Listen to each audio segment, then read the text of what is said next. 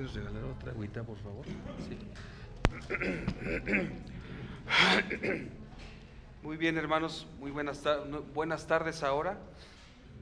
La semana pasada tuvimos una pausa en la serie que iniciamos del apóstol San Pablo a Tito, pero hoy retomamos esta preciosa carta. Cada parte, hermanos, es tan hermosa la palabra de Dios.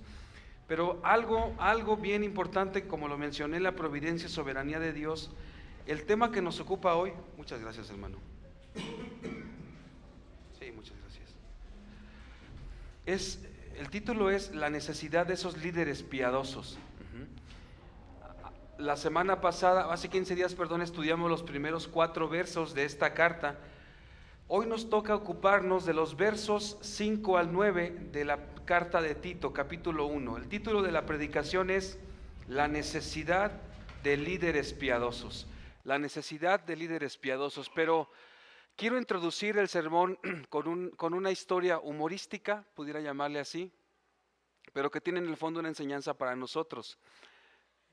Se cuenta que en algún momento 4 personas iban en una avioneta, entre ellos el piloto, y los motores de la avioneta comenzaron a fallar.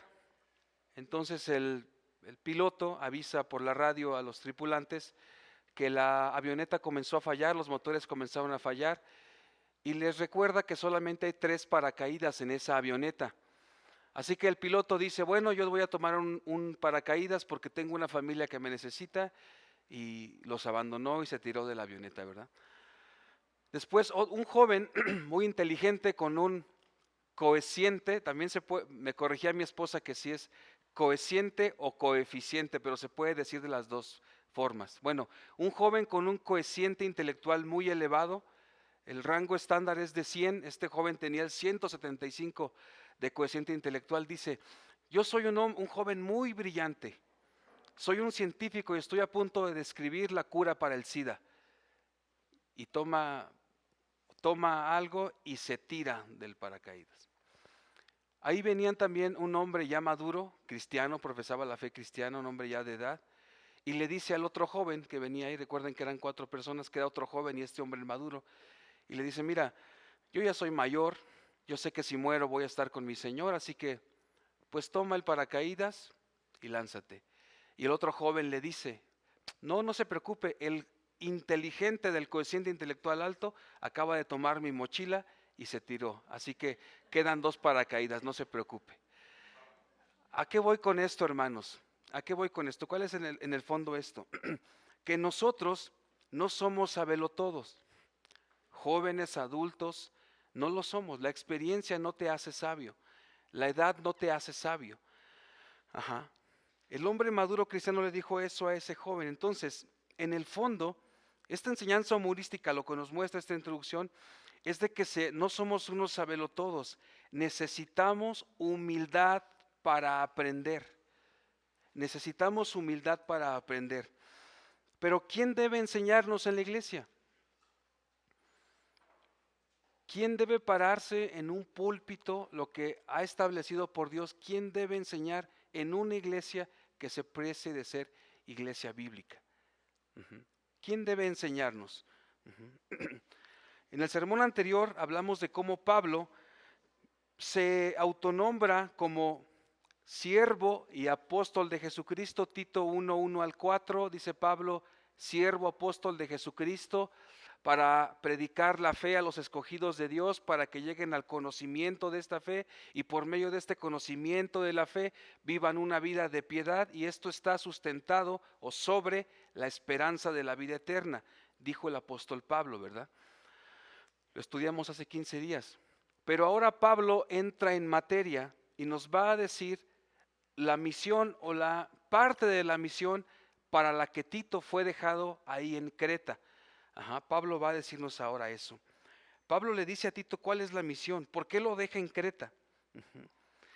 Ahora, el patrón constante que podemos observar a través del Nuevo Testamento es una pluralidad de ancianos. Cada congregación debe tener, de acuerdo al patrón del Nuevo Testamento, no 1 o 2, sino una pluralidad de ancianos de acuerdo al tamaño de la iglesia. Siempre debe haber uno o dos o más. Ajá. Y es lo que Pablo va a decirle ahora a Tito, pero también le va a mencionar cuáles son los requisitos, cuáles son las cualidades, cualificaciones que debe tener un hombre que esté al frente de una congregación cristiana. Cada congregación en el contexto del primer siglo estaba dirigida por una pluralidad de obispos, ancianos, establecidos por Dios. Es decir, no podían autoproclamarse pastores o ancianos, sino debían ser establecidos por Dios. Algo que estaba ocurriendo ahí en Creta, de acuerdo a Tito 1, versículos 10 al 16, algunos hombres buscando ganancias deshonestas se autoproclamaron líderes. De hecho, Pablo le va a decir a Tito que es necesario taparles la boca. Pero Pablo va a decirnos cuáles son los requisitos para esos hombres. Ajá. Reitero, la edad no te hace maduro o la edad no te hace sabio, perdón. Un joven como Tito puede serlo también. ¿Sí? Y Pablo va a hablarnos de esos requisitos. ¿Sí? La identidad y eficacia de una iglesia, dice un autor, está ligada a la calidad de su liderazgo. ¿Qué liderazgo quieres para esta iglesia? ¿Un liderazgo sano? Repito esta cita. La identidad y eficacia de una iglesia está ligada a la calidad de su liderazgo. Liderazgo definido por Dios y no por el hombre. ¿Y dónde Dios define el liderazgo que Él quiere para su iglesia? En Tito 1, versículos 5 al 9. Es el pasaje que nos ocupa hoy. Así que vamos a dar lectura. Tito 1, verso 5 dice: por esta causa te dejé en Creta para que corrigieses lo deficiente y establecieses ancianos en cada ciudad, así como yo te mandé. El que fuere irreprensible, marido de una sola mujer, y tenga hijos creyentes que no estén acusados, de disolución ni de rebeldía. Verso 7, Tito 1:7. Porque es necesario que el obispo sea irreprensible como administrador de Dios, no soberbio, no iracundo, no dado al vino, no pendenciero, no codicioso de ganancias deshonestas, sino hospedador, amante de lo bueno, sobrio, justo, santo, dueño de sí mismo, retenedor de la palabra fiel tal como ha sido enseñada, para que también pueda exhortar con sana enseñanza y convencer a los que contradicen. Señor, te damos gracias por este tiempo que nos permites estudiar tu palabra. Señor, si hay alguien aquí, Padre, que aspira al obispado, Señor, yo te ruego que confirmes en él estos requisitos que marcas aquí, Señor. Padre, aún el que está hablando está sujeto a este escrutinio, Señor. Te ruego, Padre, que me ayudes también a enmendar o enderezarse alguna situación que no está bien delante de ti, amado Señor. Padre, tú determinas en tu palabra quiénes pueden cuidar a tu grey, aquellos por las que murió tu Hijo Jesucristo, por las que entregó su vida, Señor. Señor, es tan importante para ti, Señor, quién ha de cuidar a tu grey. No falsos maestros, no hombres que buscan ganancias deshonestas, Señor, sino hombres que te amen, hombres que muestren el carácter de nuestro Señor y Salvador Jesucristo. Señor, ayúdanos por favor en esta tarde. Alabado seas en el nombre de Jesús, nuestro precioso Salvador. Amén. Bien, entonces lo que Pablo dice en el 1:5 entra en materia y le dice a Tito: por esta causa te dejé en Creta. No se sabe bien en qué momento Pablo y Tito estuvieron en Creta. Alrededor del año 60 después de Cristo, Pablo fue llevado prisionero a Roma y pasaron por la isla de Creta. Esto es una hipótesis, algunos piensan que Pablo llegó a Creta, estuvo en Creta, tuvo alguna relación, un tiempo con los judíos que probablemente estuvieron allá en Pentecostés, Hechos capítulo 2, escucharon la predicación del apóstol Pedro, regresaron a Creta y ahí en Creta comenzaron a fundar iglesias. Se piensa, reitero, es una hipótesis, que Pablo tuvo un contacto con ellos, pero como no terminó de establecer iglesias, sino solamente dio algunas direcciones probablemente, entonces Pablo fue llevado a Roma porque iba preso y deja a Tito ahí en Creta. Por eso dice: por esta causa te dejé en Creta, esta isla que mencionaba yo, que una isla donde la mayoría de población, dicha por uno de sus poetas, Epiménides, una iglesia que para decir que era alguien, un mentiroso, se relacionaba con alguien que era de Creta, ¿verdad? Una iglesia, una ciudad, perdón, una isla que se conocía también como la ciudad o la isla de las 100 ciudades, mejor dicho. Ajá, por su extensión y porque es una isla, o era una isla donde tenían acceso diferentes, por decirlo así, embarcaciones, así que llegaba todo tipo de gente y era una isla que vivía de una manera pagana, de una manera que necesitaba el evangelio. Por eso dice Pablo, Tito 1:5, por esta causa te dejé en Creta. Probablemente Pablo y Tito hicieron ahí esa labor misionera como ya mencioné. Pablo iba prisionero hacia Roma y estuvo un tiempo ahí, deja a Tito ahí en Creta. Lo que hizo con Timoteo, pero a Timoteo lo deja ¿en dónde? En Éfeso. Timoteo lo deja en esa región sur de Asia, de aquel contexto, para que también, de hecho, la lista que encontramos aquí es muy parecida a Primera de Timoteo capítulo 3, 2 al 7, que iremos ahí constantemente ahora a esas citas. Y como lo mencioné en la introducción también, Primera de Timoteo y Tito son escritas quizá en el mismo tiempo. Probablemente Primera de Timoteo en primer lugar y luego Tito. Entonces dice el 1:5, Tito 1:5, por esta causa te dejé en Creta. ¿Para qué, Pablo? Para que corrigieses lo deficiente y establecieses ancianos en cada ciudad, así como yo te mandé. El verbo te dejé supone lo siguiente, que Pablo dejó atrás a Tito. Pablo se va y le dice a Tito, mira, te quedas aquí para que completes la obra que está inacabada, algo que ya había comenzado el apóstol San Pablo, ¿verdad? Y luego le dice, para que corrigieses lo deficiente. ¿Por qué dice eso el apóstol Pablo? Porque como mencioné, es una obra inacabada y se puede entender así. Para que acabes de organizar, para que mejores lo inconcluso, es la idea. Para que lo pongas, la palabra griega se puede entender así, para que lo pongas recto. Es lo que Pablo le dice a Tito, por esta causa te dejé en Creta, ¿para qué? Para que pongas recto o termines de organizar lo que yo empecé. Es lo que el apóstol Pablo le dice a Tito. Y muchos, como ya mencioné, se habían autonombrado presbíteros y Pablo lo sabía, hermanos. Tito 1, 10 al 16 lo veremos la siguiente semana, pero rápidamente voy a leer Tito 1, 10 al 16.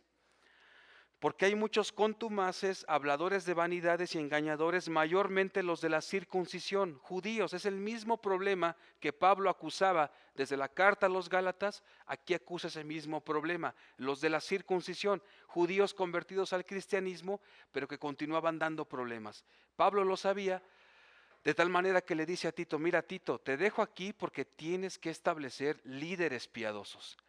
Porque si ellos de por sí en Creta era una isla de total depravación, por decirlo así, imagínense teniendo líderes que no son piadosos. Por eso Pablo le dice a Tito, estos son los requisitos. Por esta causa te dejé en Creta, para que pongas de manera recta lo que yo no terminé. Continuamos ahí.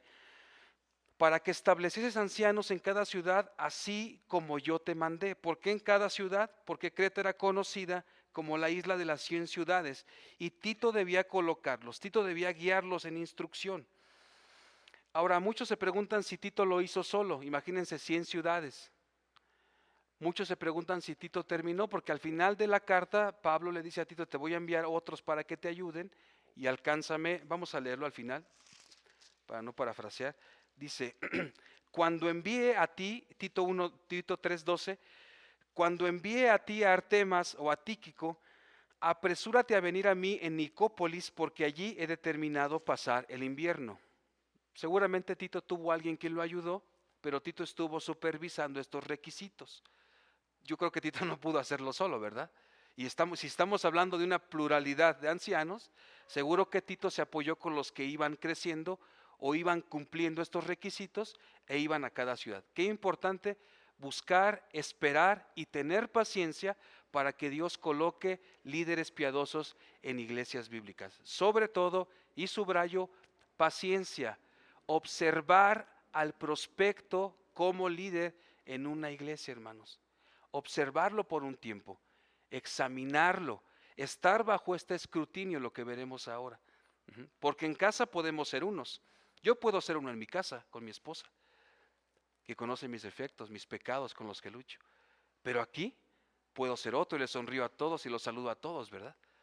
Así que esto es un tema de observar, de ser cuidadosos, de tener paciencia, de tener paciencia. Ahora, cuando otros escucharon la lectura de esta carta, entonces sabrían que era un mandato divino. Recordemos que en ese primer siglo solo tenían una copia de cada carta, de cada documento, y era leído en la asamblea. Entonces, Pablo dice, dice Tito 1:4, mi común hijo en la fe, un delegado apostólico va con esta autoridad. Así que háganle caso porque él va a establecer los ancianos. Ahora, ¿cuáles son los requisitos, Pablo? Aquí está el primero de los requisitos. Ya nos dijo que tiene que establecer ancianos en plural, y hago aquí un paréntesis, ancianos y no ancianas o pastoras. Habla de varón, ¿verdad? Varones. Dice Tito 1:5, y entramos aquí a los requisitos para los líderes. Entramos aquí a los requisitos para los líderes. Y miren lo que dice el pastor MacArthur respecto a esto antes de entrar a los requisitos. Y esto no es negociable, hermanos. Y lo digo también por mí, porque si yo no cumplo con alguno de estos requisitos a cabalidad, hermanos, tienen la autoridad también de no aceptar el pastorado de alguien que no cumple con ellos, no de manera perfecta. Pero me gusta la cita que dice el pastor MacArthur y dice que no es negociable. Dice así: no se puede permitir que un hombre no calificado en todas esas áreas ejerza el ministerio como anciano en una iglesia. Repito la cita: no se puede permitir que un hombre no calificado en todas esas áreas ejerza el ministerio como anciano en una iglesia. ¿En qué áreas? Lo que dice ahí en Tito 1:6. Dice así: el que fuere irreprensible. ¿Perfecto? No. ¿Que no peque? No. La idea de irreprensible es que no se le reproche de algo. ¿De qué? Lo que vamos a ver a continuación. En primer lugar, en su vida en el hogar. Miren cómo Pablo es bien práctico. Le dice a Tito, mira, primero fíjate cómo vive. Es como que Pablo le dice a Tito, mira, primero fíjate cómo está su casa. ¿Por dónde empieza Pablo, verdad? Y es algo que ocurre muchas veces en las iglesias. ¿Sí? Que no están en orden, la casa del pastor no está en orden, pero están tomando el rol o el liderazgo en un lugar donde no deberían, porque no hay un orden en su casa. Entonces, regresamos, Tito 1:6, que sea irreprensible, que no se le pueda acusar de algo. ¿De qué, Pablo? De que tiene otra mujer. ¿Por qué dices eso? Miren lo que dice el texto. El que fuera irreprensible, es decir, que no se le pueda reprochar algo. Y son los mismos requisitos que enlista ahí en 1 Timoteo 3, 2-7, ahorita vamos a ir ahí. Pero dice el apóstol Pablo, que fuera irreprensible, ¿en qué área, Pablo? Bueno, que sea marido de una sola mujer. Marido de una sola mujer. Sí, o sea, que no sea un hombre que anda coqueteando con otras mujeres, que anda buscando otras mujeres, que como dice también Mateo capítulo 5, que adultere en su mente y en su corazón con otras mujeres, algo que Dios conoce nada más.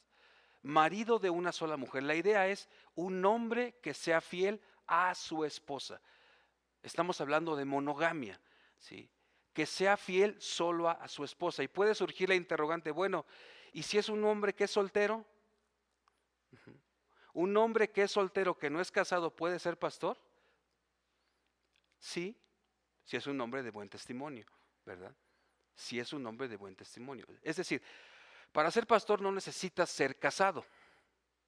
Lo que está diciendo el texto es que el que aspira a ese obispado, usando las palabras de 1 Timoteo capítulo 3, verso 1, el que aspira a ser pastor debe ser irreprochable en ciertas áreas. ¿Cuáles? En la fidelidad a su esposa. En la fidelidad a su esposa. Fidelidad a su esposa. Entonces no se refiere a perfección. De hecho, este vocablo abraza todas las demás cualidades. Vamos a Primera de Timoteo, ahora sí, Primera de Timoteo capítulo 3. Timoteo fue dejado en Éfeso y también se le dan los mismos requisitos. Dice Primera de Timoteo capítulo 3, verso 2. Pero es necesario que el obispo, es un término intercambiable para presbúteros o presbítero, es necesario que el obispo sea irreprensible, marido de una sola mujer, sobrio, prudente, decoroso, hospedador, apto para enseñar. Aquí Pablo utiliza otra palabra diferente a la que utiliza en Tito 1:6. Utiliza una palabra que del griego se translitera así, anapileptos. Aquí cuando usa irreprensible en 1 Timoteo 3:2, la idea es que no te agarren con las manos en la masa, que seas irreprochable, que no tengas algo de que te acusen, que no te acusen de que vives en adulterio, mientras estás pastoreando una iglesia. Esta es la idea, que sea reprochable en esa área. Y adulterio también en la mente y en el corazón, que sea irreprochable en esa área, hermanos. Sí. Entonces, que esté libre de culpa, que tenga una buena reputación. No se refiere a perfección, sino que esté libre de culpa, que no se le acuse de esto. No solo enseñar y predicar de manera correcta, sino vivir de manera correcta en cada área de su vida. En el área sexual, marido de una sola mujer, hombre de una sola mujer. Pablo está resaltando la fidelidad de ese hombre a su mujer, pureza sexual. Como decimos los mexicanos, fiel hasta con el pensamiento, hermanos. Por eso cada creyente, cada cristiano y el que aspira a ser pastor en una iglesia debe tener mucho cuidado, debe ser disciplinado en esta área, hermanos. Porque esta área es la que ha llevado a muchos hombres a dejar el pastorado, a poner el nombre de Cristo en entredicho debido a este pecado, el pecado de carácter sexual. El pecado de carácter sexual. ¿Se dan cuenta por qué es tan importante, hermanos? Lo que Pablo dice aquí. Y mientras estudiaba yo pensaba, bueno, es la palabra de Dios. Lo que Dios quiere para que alguien pueda guiar a su grey es este tipo de hombre. No perfecto, sino irreprochable en esta área. Irreprochable en esta área. El llamado de Dios es muy elevado, hermanos. Por eso es el ejemplo de la grey. Y vamos a Hebreos 13:4. Escuchen lo que dice ahí. Hebreos 13:4.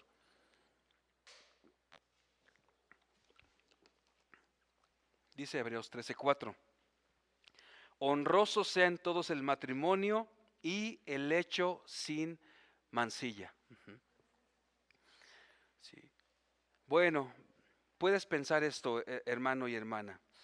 Como yo no quiero ser pastor o no aspiro a ser pastor, puedo pecar en esta área de mi vida.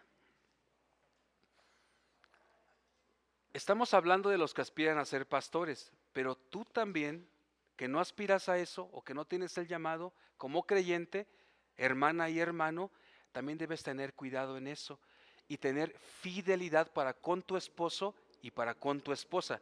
También aplica a ti. No solamente al que aspira a ser pastor, porque podemos pensar eso, bueno, pues como yo no quiero ser pastor, pues voy a tener por aquí la casa chica y la casa grande. Esto es incorrecto. Tú también estás llamado a esta fidelidad. Solo a tu esposa, le da risa a mi hermano ya por allá atrás. Hermanos, estamos llamados a eso, estamos llamados a eso. Entonces, hermano Oscar, ¿solo una persona casada puede ser pastor? No, el texto no dice eso. Puede ser un hombre soltero o que ha determinado y que Dios en su soberanía infinita y providencia, Dios le ha dado el don de contenerse y en verdad pueda servir como pastor. No necesariamente tiene que ser casado. No necesariamente tiene que ser casado. Sí. Irreprochable en esa área. Segunda parte, ahí en su hogar, seguimos en su hogar. Y que tenga hijos creyentes que no estén acusados de disolución ni de rebeldía. Se puede entender fiel o digno de confianza. No sé si han visto un grupo, dos hermanos que, miren, dice Ezequiel 18:4 que el alma que pecare esa morirá, pero recientemente por ahí surgió un grupo muy famoso de pop que decía que su papá era pastor, pero que los explotaba, etcétera. Ellos son, sí, ellos son responsables de su pecado. Pero a lo mejor el papá tuvo una mala práctica o llegó al grado de ser tan legalista con sus hijos que sus hijos determinaron o mostraron que nunca fueron creyentes. Ajá, y esto descalifica por completo al pastor o al que aspira al pastorado. Ahora, hijos que viven bajo su techo. Ujú. Hijos que viven bajo su techo. Ujú. Hijos que viven bajo su techo. Debo aclarar eso, tenemos que aclarar eso. Ajá. Siempre hay una vida pasada para todos, ¿verdad? Dice 2 Corintios 5:17 que somos una nueva criatura, ¿sí? A partir de ello, ajá, a partir de ello, hijos que viven bajo su techo, que sean de buen testimonio. No, no dice el pasaje que sean creyentes. Cuando habla de esa fe no es que sean creyentes, sino que el Padre busque guiarlos en amonestación y en instrucción de la palabra de Dios. Porque al final de cuentas dice Jonás que la salvación es del Señor, pero el Padre debe de buscar que sus hijos estén en la palabra de Dios. Porque si no es así y son acusados de rebeldía, de anarquía, como se puede expresar también en el texto, esto no califica. ¿Por qué? Porque si no puede tener un dominio o control sobre su hogar, ¿cómo puede guiar a una congregación? Es simple, hermanos. ¿Cómo puede guiar a una congregación? Ujú. Entonces, deben de ser sus hijos que no avergüencen a su padre, ¿sí? Que fuera irreprensible marido de una sola mujer y que tenga hijos creyentes que no estén acusados de disolución ni de rebeldía. Y miren, rebeldía se usa la misma palabra aquí adelante en el 10. Porque hay muchos, Tito 1:10, porque hay muchos contumaces, habladores de vanidades y engañadores, mayormente los de la circuncisión, a los cuales es preciso tapar la boca, que trastornan casas enteras enseñando por ganancia deshonesta lo que no conviene. Uno de ellos, su propio profeta, dijo: los cretenses siempre mentirosos, malas bestias, glotones, ociosos. Este testimonio es verdadero, por tanto, repréndeles duramente para que sean sanos en la fe, no atendiendo a fábulas judaicas ni a mandamientos de hombres que se apartan de la verdad. Todas las cosas son puras para los puros, mas para los corrompidos e incrédulos nada les es puro, pues hasta su mente y su conciencia están corrompidos. Profesan conocer a Dios, pero con los hechos lo niegan, siendo abominables y rebeldes, reprobados en cuanto a toda buena obra. Aquí en el 16 se utiliza la misma palabra, rebeldes. Ujú. Rebeldes. Es lo que está diciendo ahí el apóstol Pablo. Estamos ahí en Tito 1:6, los requisitos para el que aspira a ser pastor. Que sus hijos no estén acusados de disolución. Ujú. Decía uno de nuestros hermanos hace poco, no siempre pasa esto, ¿verdad? Pero mencionaba un hermano, hijo de pastor, lo peor, ¿no? Una frase ahí muy, muy mexicana tal vez, ¿verdad? Pero ¿qué pasa también? Que muchas veces el pastor se dedica a la iglesia, a la iglesia, a la iglesia, a la iglesia, ¿y qué pasa con su familia? Descuida a su familia cuando su primer ministerio es su familia. Decía Paul Washer, o dice Paul Washer, si tú pierdes a tu familia por estar en el ministerio, está totalmente descalificado. Primero está la familia para el pastor. Debe ser un ejemplo. Ujú. Y no porque sea mejor que otros, sino porque él está al frente y debe ser el ejemplo para la congregación. Debe ser el ejemplo para la congregación. Ujú. Hijos que habiten en el hogar. Ujú. ¿Cómo podrá dirigir una congregación? ¿Qué ejemplo tenemos en el Antiguo Testamento? ¿Recuerdan a alguien que tenemos en el Antiguo Testamento? ¿Cómo el rey David podía, y miren, también esto es bien, bien, bien sencillo, cómo David podía reprender a sus hijos cuando él había cometido ese pecado de adulterio, había mandado matar a Urías? ¿Cómo ese hombre puede llamar la atención a sus hijos si él no estaba cumpliendo con eso? Por eso para David fue fácil y dejó que hicieran lo que quisieran. Y sabemos que tuvo consecuencias, segunda de Samuel lo dice, de las actitudes que tuvieron sus hijos, de cómo sus hijos avergonzaron al rey David. No tuvo un control sobre ellos. Entonces, ¿qué pasa también con alguien que está al frente de una congregación? Yo creo, hermanos, que lo más sano siempre y en humildad, cuando una persona detecta eso en su vida, debería retirarse o descansar un poco. Ser humildes y no permanecer en un lugar donde lo que estás haciendo es dañar a una congregación. Pero nuestro corazón no hace eso, porque somos orgullosos, porque no nos queremos ver expuestos, ¿verdad? Pero delante de Dios creo que lo más sano debería ser eso, hermanos. Tenemos el ejemplo de David, y eso no es negociable, dice el pastor MacArthur, eso te descalifica. Y aún los que estoy parado aquí, estoy bajo este escrutinio. Primera de Timoteo 4 y 5, vamos a leer, por favor. Primera de Timoteo, capítulo 4, verso 5.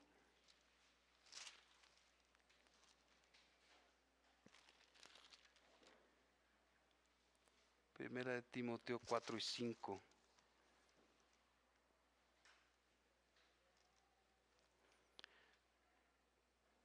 Porque todo lo que Dios creó es bueno y nada es desecharse si se toma con acción de gracias, porque por la palabra de Dios y por la oración es santificado. Tengo mal esta cita, ahorita la corrijo aquí. Sí. Dice un autor, aún un pastor puede tener hijos creyentes, escuchen esto, puede tener hijos creyentes pero reacios, rebeldes, insolentes, que viven en anarquía. ¿Sí? Ese pastor está descalificado totalmente para estar al frente de una congregación. Hijos creyentes, dice este autor, pero que son acusados de disolución, de rebeldía, probablemente les pasa como el hijo pródigo. Ese pastor no puede estar al frente de una congregación. Alguien que tiene esos hijos rebeldes. Pero ¿por qué permanecen en el pastorado cuando a todas luces eso es evidente? Por esa falta de humildad, hermanos, por esa falta de humildad. Y es como que Pablo le dice a Tito, mira Tito, primero observa su hogar, cómo viven. ¿Los hijos con edad madura respetan al padre? Escuchaba también una predicación donde decía un pastor que tenía 5 hijos y cuando ellos cumplieron 18 años lo que hicieron fue irse de su casa y rebelarse totalmente. Dice este pastor que también eso le descalifica porque estaban a la fuerza ahí, porque quizá el padre fue muy legalista y por aparentar en la congregación ellos aparentaban ser creyentes, pero no fue así. Así que cuando cumplieron la mayoría de edad salieron de casa y se fueron. Dice este autor, este pastor, esto también descalifica a un hombre que está al frente de una congregación. ¿Se dan cuenta cómo esto es serio, hermanos? ¿Cómo debemos tomar en serio la palabra de Dios? Verso 7, ¿dónde más debe ser irreprochable? ¿En qué área ahora? Porque es necesario que el obispo sea irreprensible como administrador de Dios. Una vez más utiliza la palabra irreprensible y ahora utiliza la palabra obispo, que es intercambiable con presbítero, como lo vemos en Hechos capítulo 28, ¿verdad? Obispo y presbítero es lo mismo, pero ahora dice el apóstol Pablo, que sea irreprochable, Tito 1:6, que sea irreprochable en su hogar. Tito 1:7, que sea irreprochable en qué más. Y aquí lo dice, ¿por qué? Dice Tito 1:7, porque es necesario que el obispo sea irreprensible como administrador de Dios, como mayordomo de Dios. ¿Cómo debe ser ahora en su vida personal este hombre? Y aquí están los negativos de cómo debe ser este que aspira al pastorado. Dice ahí que no debe ser soberbio. Aquí enlista 7 vicios o cosas que descalifican. Dice el pastor MacArthur, esto no es negociable. Un hombre que es soberbio no puede estar al frente de una congregación. No soberbio. Y miren cómo esta palabra solamente aparece aquí y en 2 de Pedro 2:10. Y en 2 de Pedro 2:10, Pedro está describiendo a los falsos maestros que estarán en los últimos tiempos. Solamente 2 veces aparece, aquí en Tito 1:7 y en 2 de Pedro 2:10. Vamos ahí, que describe a los falsos maestros. Por eso el Señor prohíbe que un soberbio esté al frente de una congregación. 2 de Pedro 2:10 dice así, y mayormente a aquellos que siguiendo la carne andan en concupiscencia e inmundicia y desprecian el señorío. Esta persona arrogante no puede estar al frente de una congregación. No soberbio, ¿sí? Describe esos falsos maestros. Un soberbio, escuchen esto, es una persona que anda en la carne. Es una persona que vive bajo el dominio de sus deseos corrompidos. es una persona que es ley a sí mismo. Todos a su alrededor están mal, menos él. Ese es un soberbio, que es ley a sí mismo. Aquí se hace nada más lo que yo digo. Ese es un soberbio que no debe estar al frente de una congregación. Él solo tiene la razón. Una persona así no debe pastorear una iglesia, hermanos. Segundo negativo, no iracundo, no colérico. Mira, tú puedes ser un cristiano y luchar con la cólera, ¿verdad? Pero alguien que aspira al pastorado no puede estar frente a una congregación si eres una persona que luchas con la cólera, con la ira, con encenderte de inmediato. Eso es lo que está diciendo aquí el apóstol Pablo.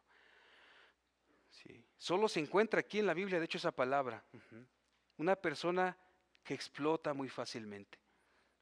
Efesios 4:26 dice, airaos pero no pequéis. Ahí está la respuesta, controlarse, dejar de ser esa persona colérica. Sí. Un hombre que aspira al pastorado no debe ser colérico, no debe ser soberbio. Tercer negativo, no dado al vino.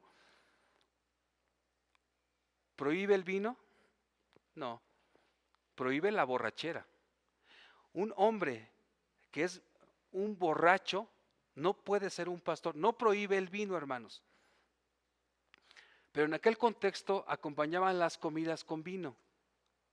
Pero ¿qué pasa? Puedes abusar y emborracharte.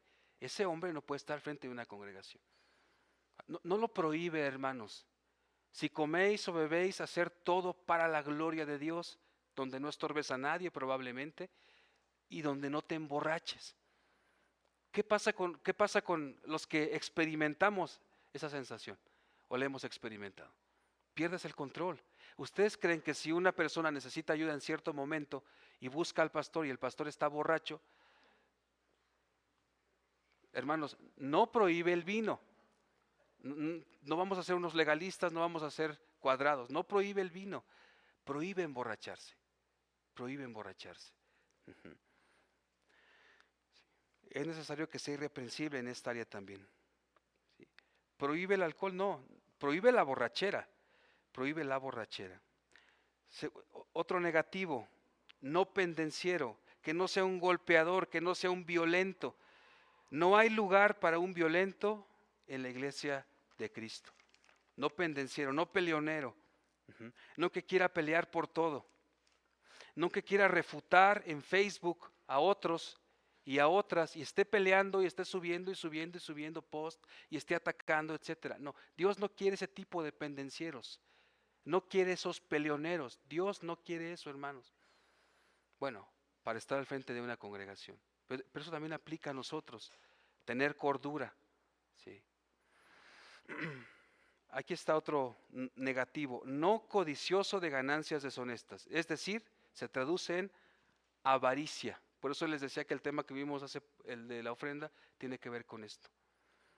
No alguien que quiere ocupar un cargo para enriquecerse o para tener dinero, o para no hacer otra cosa y vivir de ello. No codiciosos de ganancias deshonestas, que no sea avaro.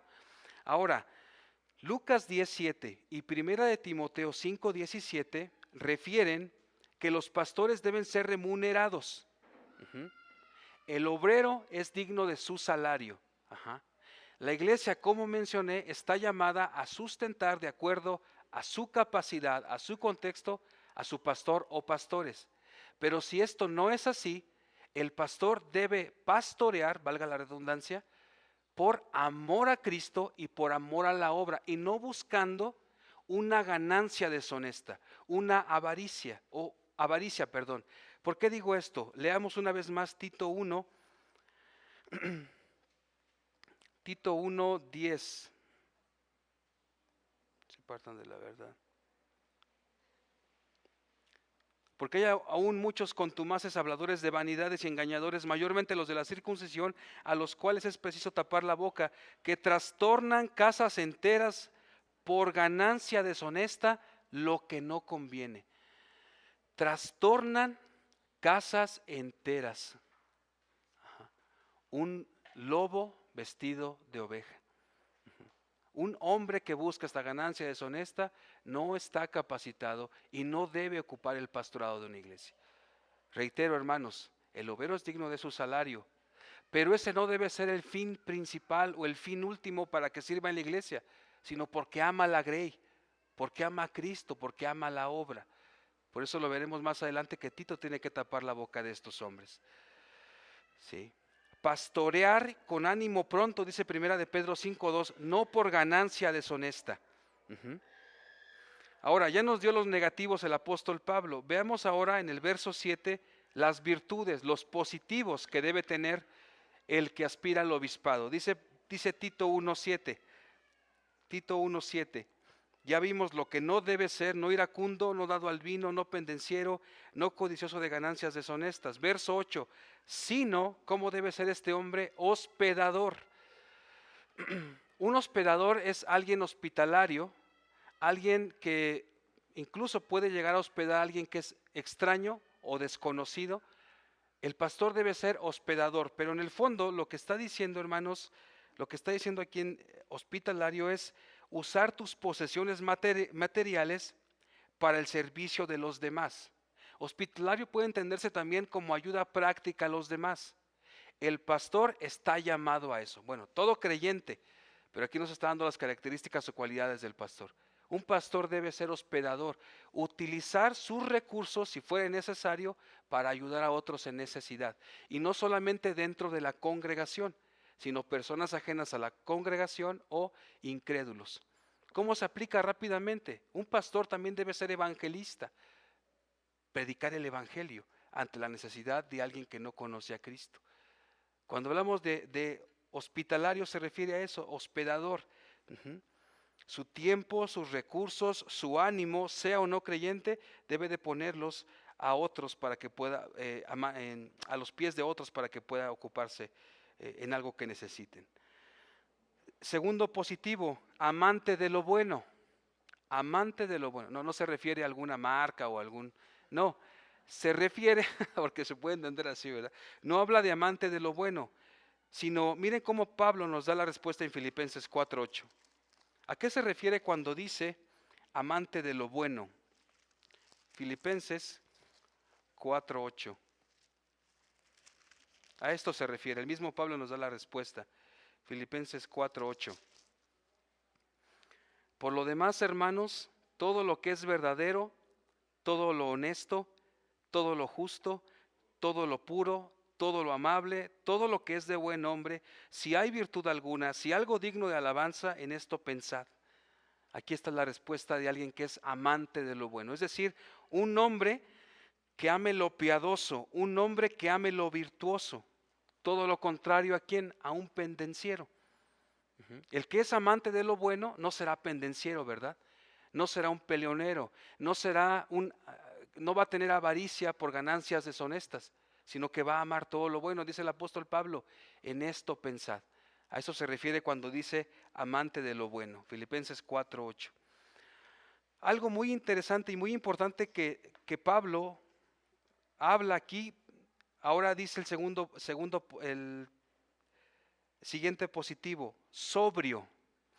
¿Quién es una persona sobria? Es una persona moderada, es una persona prudente, es una persona que evita las cosas triviales, es una persona que sabe cuáles son sus prioridades. Es decir, un pastor no va a perder el tiempo cuando sabe que tiene que estarse preparando para un sermón o visitar a un hermano enfermo. Ese es un hombre sobrio, que sabe cuáles son sus necesidades, las necesidades de la congregación, y no se deja llevar por trivialidades. Ese es un hombre sobrio, disciplinado. En otras palabras, dice un autor, es un hombre que no es un payaso, alguien que domina sus facultades. Hay personas que usan el púlpito para decir chistes y para... No, ese no es un hombre sobrio. Ahora, ¿el humor se debe dejar a un lado en el púlpito? No, pero puedes hacerlo con moderación. No que la constante de tu predicación sea broma y broma y broma y broma. Ese es un hombre sobrio, el que no es un payaso todo el tiempo. Un hombre sobrio. Y miren qué importante es para Pablo, porque lo dice ahí en Tito 1:8, pero también refiriéndose a los hombres de edad adulta, dice ahí en Tito 2:2, lo veremos si Dios permite. Fíjense cómo deben ser también los ancianos, los hombres de edad adulta, dice que los ancianos sean sobrios. ¿Sí? Es importante para Pablo. Y luego ahí en el 2:5 dice, y la palabra que se usa es prudente, dice que deben enseñarle a las mujeres maduras deben enseñar a las más jóvenes a ser prudentes. Es decir, una mujer madura debe ser prudente, el sinónimo de sobrio. Y luego lo utiliza también ahí en el verso 6. Exhorta a sí mismo también a los jóvenes, no te salvas de esto, a que sean prudentes. Un joven también debe ser sobrio. Una señorita debe ser prudente también, ¿verdad? Bien importante para Pablo esto. Ahora, en el contexto de Creta, ¿por qué es importante que la iglesia sea así, hermanos? Porque Pablo lo repite 4 veces en la carta. Debemos estar listos para toda buena obra. Pero si Creta era una ciudad que vivía de manera licenciosa y los cristianos eran igual que ellos, ¿qué diferencia habría? Por eso Pablo dice, tienen que ser sobrios, empezando por el pastor. El pastor debe ser sobrio, los hermanos varones mayores, las mujeres jóvenes y las mujeres maduras. ¿Sí? Pablo lo está diciendo ahí. Qué importante es para nosotros como congregación también adoptar estas actitudes, hermanos, porque si no seríamos igual que el mundo, seríamos igual que la Ciudad de México, ¿no? Podría ser una Creta actual, la Ciudad de México, ¿no? Debemos distinguirnos, debemos adornar, es una palabra que utiliza también ahí, adornar el evangelio con nuestra manera de vida. Ajá. Siguiente positivo, justo, se puede traducir como recto. Segunda de Timoteo 4:8 define así a Dios, alguien que es justo. Segunda de Timoteo 4:8, vamos a leer esa cita. ¿Quién es justo? Alguien que refleja el carácter de Dios. Dice 2 Timoteo 4:8.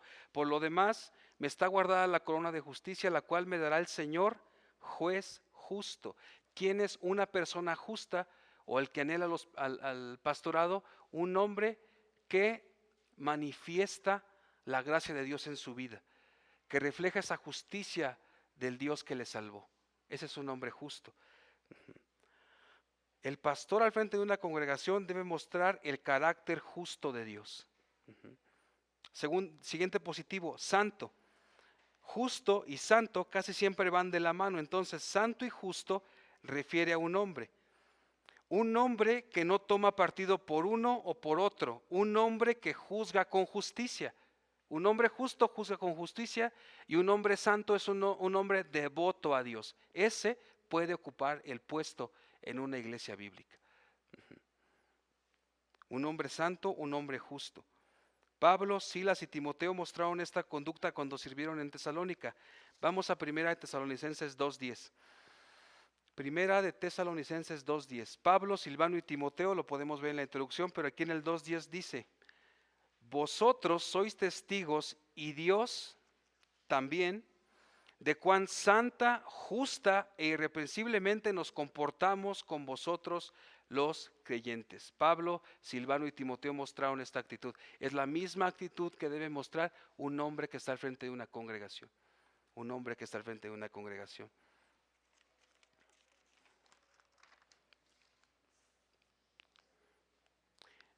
Siguiente positivo, dueño de sí mismo. Solamente aparece aquí en Tito 1:8. Pero lo podemos encontrar también en Gálatas 5:23, templanza. Cuando dice dueño de sí mismo es un hombre que tiene temple, ¿sí? Que no se deja llevar por sus pasiones, que tiene dominio propio. Ese también puede ocupar el pastorado en una iglesia bíblica. Ajá. Lo dice Gálatas 5:23. ¿Sí? Ahora, hermanos, atento a esto que voy a decir. Dice un comentarista: los vicios o pecados no son de carácter exhaustivo, sino representativo. ¿Qué quiero decir? Que un pastor también puede decir, bueno, pues ya cumplo con estos pecados, pero puedo vivir en estos otros pecados, ¿no? Entonces, el autor dice, estos pecados o vicios no son de carácter exhaustivo, sino representativo. Porque puede decir, bueno, pues yo no hago esto, pero puedo vivir de esta manera. Esta es la idea. Ajá. Porque hay otras listas que debemos evitar. Por ejemplo, Colosenses 3, 1 al 11. Vamos ahí, por favor. Colosenses 3. La lista es de carácter exhaustivo.